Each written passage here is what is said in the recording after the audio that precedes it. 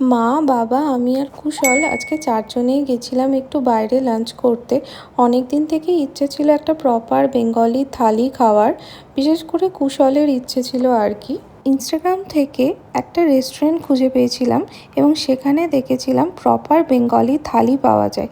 তাই সবাই মিলে সেখানেই চলে গেছিলাম এবং সেখানে গিয়ে আমি অর্ডার করেছিলাম একটা ভেজ থালি আর কুশল নিয়েছিল একটা ফিশ থালি। এখানকার খাবারের কোয়ালিটিটা কিন্তু দুর্দান্ত ছিল। প্রত্যেকটা আইটেম এত টেস্টফুল ছিল কি বলবো। এবং এদের এখানকার স্পেশালিটি হচ্ছে এরা কাঁসার থালার উপর পদ্ম পাতায় সার্ভ করে। তারপরে খাওয়া দাওয়া সেরে আমরা চলে গেছিলাম একটু গঙ্গা জল নিতে। আমাদের এখানে কাছেই গঙ্গা আছে সেই জন্য। আর গঙ্গার ধারের পরিবেশটা এত সুন্দর ছিল যে কি বলবো। তারপরে বাড়ি ফিরে বিকেলবেলা একটু ছাদে গেছিলাম।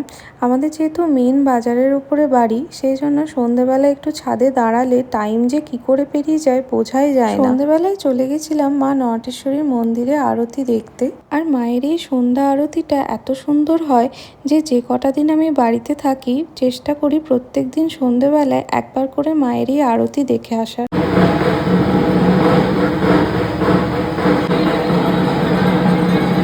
চলো আজকের ভিডিওটা এখানেই এন্ড করছি। আর মায়ের এই আরতি তোমাদের কেমন লাগলো কমেন্টে জানাতে কিন্তু ভুলো না। বাই।